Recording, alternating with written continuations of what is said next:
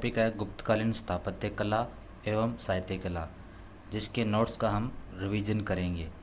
तो गुप्तकाल 275 से 550 ईस्वी मतलब 3वीं शताब्दी से 6वीं शताब्दी तक गुप्तकाल का समय माना जाता है। गुप्तकाल को भारतीय इतिहास का स्वर्ण काल भी कहते हैं और गोल्डन पीरियड भी कहते हैं। शास्त्रीय युग भी कहा जाता है, शांतवर्णी युग भी कहा जाता है, श्रेय युग भी कहते हैं। तो गुप्तकाल को स्वर्ण काल के एम मुंशी ने दिया था और पेराक्लिस युग, गुप्तकाल को पेराक्लिस युग एल.डी. वॉर्नेट ने दिया। एल.डी. वॉर्नेट की पुस्तक है अर्ली हिस्ट्री ऑफ इंडिया। गुप्तकाल को एलिजाबेथ काल और स्टुअर्ट काल वी.एस. स्मिथ ने। गुप्तकाल को श्रेय युग आर.सी. मजूमदार ने कहा, जिनका पूरा नाम रमेश चंद्र मजूमदार है। स्थापत्य कला के क्षेत्र में उन्नति के कारण राखलदास बनर्जी ने गुप्तकाल को पुनर्जागरण कला कहा। अब इससे रिलेटेड एक क्वेश्चन और है कि पुनर्जागरण काल किसने कहा? तो साहित्य के क्षेत्र में विकास के कारण मैक्स मुल्लर ने गुप्तकाल को पुनर्जागरण काल कहा। गुप्तकालीन स्थापत्य कला। गुप्तकालीन स्थापत्य कला का हमें मंदिर, स्तूप, मूर्तिकला और चित्रकला से पता चलता है। गुप्तकाल के शासक भागवत धर्म के अनुयायी थे, जिस कारण सर्वाधिक मंदिर विष्णु मंदिर बने।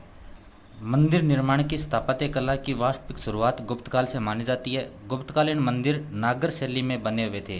गुप्तकालीन मंदिर नागर शैली में बने हुए। नागर शैली की एक उपशैली है जिसको पंचायतन शैली के नाम से जाना जाता है। गुप्तकालीन मंदिरों की विशेषताएं। गुप्तकाल मंदिरों की 5 विशेषताएं हैं, जिसमें चबूतरे के ऊपर निर्माण होता था, मंदिरों में सभा मंडप होता था, मंदिरों में गर्भगृह होता था और मंदिर में प्रदक्षिणा पथ भी, और मंदिर शिखर युक्त जिसे रेख युक्त भी कहते हैं। तो गंगा व यमुना की मूर्तियों का निर्माण गुप्तकालीन की देन है। गंगा की मूर्ति को मकर वाहिनी के नाम से भी जाना जाता है और यमुना की मूर्ति को कुर्रम वाहिनी के नाम से भी जाना जाता है। गंगा यमुना की मूर्ति का पहला प्रमाण अहिछत्तर के शिव मंदिर के प्रवेश द्वार पर मिला। अहिछत्तर यूपी में है। तिगवा के विष्णु मंदिर व भूमरा के शिव मंदिर के प्रवेश द्वार पर भी गंगा और यमुना की मूर्तियां उत्कीर्ण मिलती है। सांची का विष्णु मंदिर। सांची का विष्णु मंदिर विदिशा में है। विदिशा कहाँ है? मध्य प्रदेश में है। सांची का मंदिर संख्या 17 जो विष्णु मंदिर है और यह गुप्तकाल का सबसे प्राचीन मंदिर है। यह मंदिर आयताकार श्रेणी में बना हुआ है। देवगढ़ का दशावतार मंदिर ललितपुर झांसी यूपी के अंदर था। गुप्तकाल का सर्वश्रेष्ठ मंदिर या सबसे प्रसिद्ध मंदिर देवगढ़ का दशावतार मंदिर है। देवगढ़ का दशावतार मंदिर में विष्णु की शेषशाही प्रतिमा लगी हुई है। यह भारत का पहला शिखरयुक्त या रेखयुक्त मंदिर है। यह नागर शैली की एक उपशैली पंचायतन शैली में बना हुआ है। इस मंदिर की शिल्प या पत्थर पर रामायण उत्कीर्ण मिलती है। अगला मंदिर है उदयगिरि का विष्णु मंदिर, जो है मध्य प्रदेश में, जिसका निर्माण चंद्रगुप्त द्वितीय के संधि विग्राहक मंत्री या जिसको विदेश मंत्री भी बोलते हैं वीरसेन ने करवाया। वीरसेन स्वयं शैव धर्म का अनुयायी था। इस मंदिर में विष्णु की वराह प्रतिमा लगी हुई है। अगला मंदिर है एरन का विष्णु मंदिर, जो सागर है मध्य प्रदेश में। तिगवा का विष्णु मंदिर जबलपुर मध्य प्रदेश, जिसकी आकृति है गोलाकार। पिपरिया का विष्णु मंदिर सतना मध्य प्रदेश में। भितरगांव कानपुर का लक्ष्मण मंदिर यूपी में है। इस मंदिर में विष्णु, शिव, गणेश, महिषामर्दिनी की मूर्ति लगी हुई है। यह गुप्तकाल का ईंटों से निर्मित प्रथम मंदिर है। यह गुप्तकाल का दूसरा शिखर युक्त मंदिर है तथा ईंटों से निर्मित प्रथम शिखर युक्त मंदिर है। इस मंदिर के निर्माण में मेहराबों का प्रयोग किया गया है। अगला मंदिर है अहिछत्तर का शिव मंदिर यूपी में। यह मंदिर ईंटों से निर्मित है। इस मंदिर के प्रवेश द्वार पर गंगा यमुना की मूर्ति उत्कीर्ण है।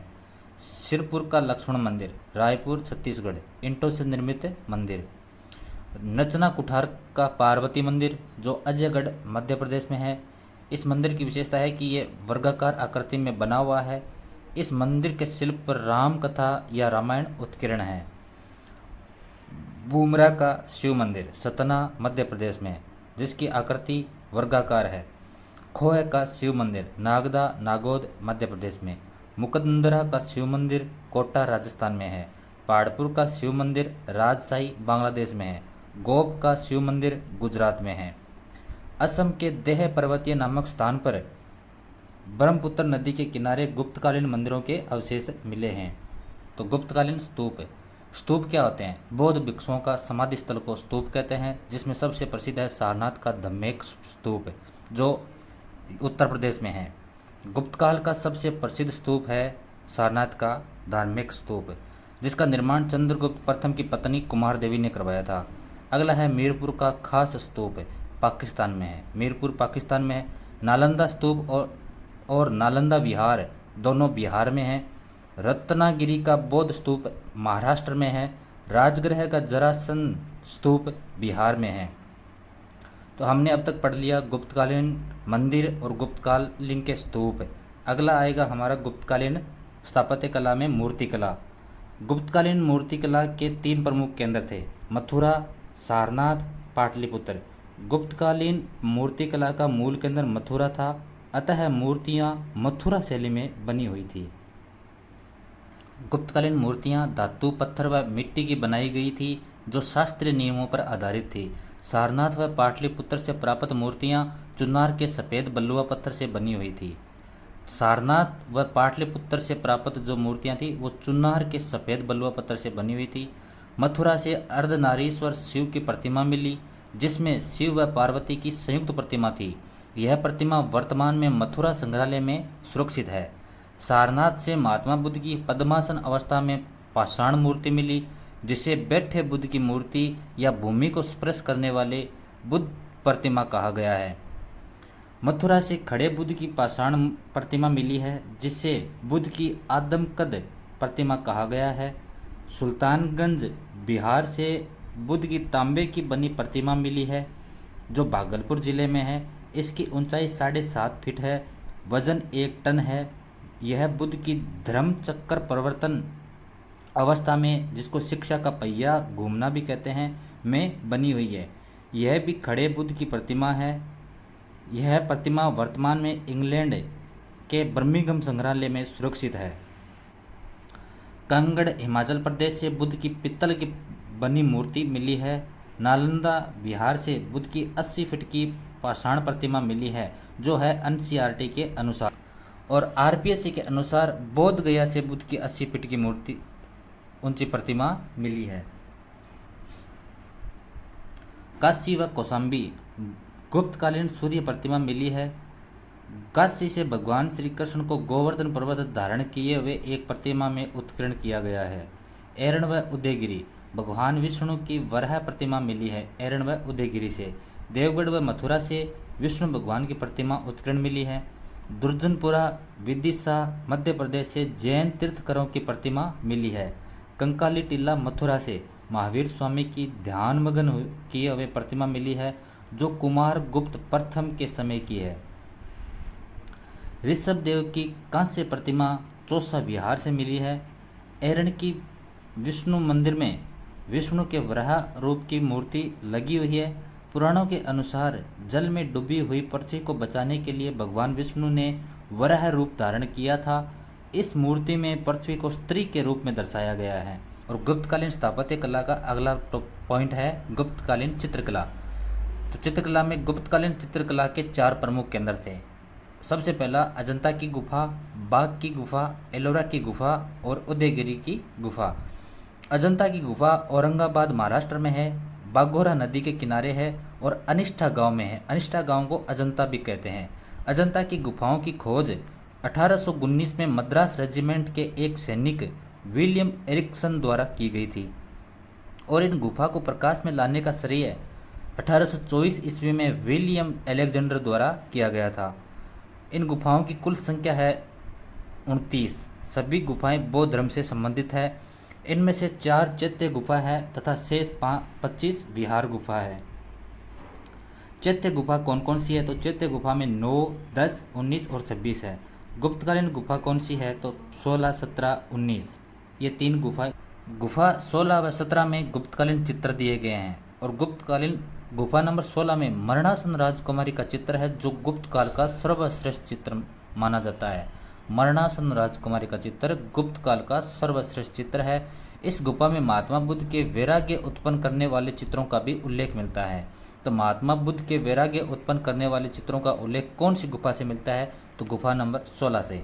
गुफा नंबर 17 में माता व शिशु का चित्र है जो सर्वश्रेष्ठ माना जाता है। और महात्मा बुद्ध के महाभिनिष्क्रमण का उल्लेख मिलता है। महात्मा बुद्ध के प्रथम उपदेश का चित्र भी गुफा नंबर 17 से मिलता है। इसे राशि चक्र गुफा के नाम से भी जाना जाता है। और गुफा नंबर 17 को गुप्त काल की चित्रशाला भी कहा जाता है। एनसीईआरटी के अनुसार अजंता की गुफाओं की संख्या 26 बताई गई है। अगली गुफा है बाघ की गुफा जो मध्य प्रदेश में है और बाघिनी नदी के किनारे है। खोज की थी 1818 में डेजरफील्ड ने। कुल गुफाओं की संख्या है 9 और सभी बौद्ध धर्म से संबंधित है। इन गुफाओं में चित्र लौकिक जीवन से संबंधित है। गुफा नंबर 2 जिसको पांडव गुफा भी कहते हैं और गुफा नंबर 3 को हाथी गुफा के नाम से जाना जाता है। गुफा नंबर 4 व 5 को संयुक्त गुफा तथा रंगशाला भी कहा जाता है। अगली गुफा है एलोरा की गुफा। एलोरा की गुफा है महाराष्ट्र में जिसका निर्माण 7वीं व 9वीं शताब्दी के मध्य राष्ट्रकूट वंश के शासकों द्वारा करवाया गया था। एलोरा की गुफाओं की कुल संख्या है 34 जिनमें 1 से 12 तक तो है बौद्ध धर्म से संबंधित और 13 से 29 तक है हिंदू धर्म से संबंधित और 30 से 34 तक है जैन धर्म से संबंधित है। अगली गुफा है उदयगिरी की गुफा जो है विदिशा नगर मध्य प्रदेश में। ये गुफाएं चंद्रगुप्त द्वितीय जिसको विक्रमादित्य के नाम से भी जाना जाता है उनके समय की है। इन गुफाओं की संख्या है 20।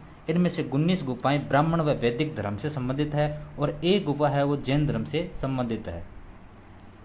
इनमें गुफाओं के नाम दिए गए हैं। गुफाओं के नाम जिसको अमृत गुफा, वराह गुफा, तवा गुफा और उदयगिरी की गुफा। गुफा नंबर 9 को अमृत गुफा कहा जाता है जिसे कनिंघम ने इस काल की सबसे बड़ी गुफा कहा है।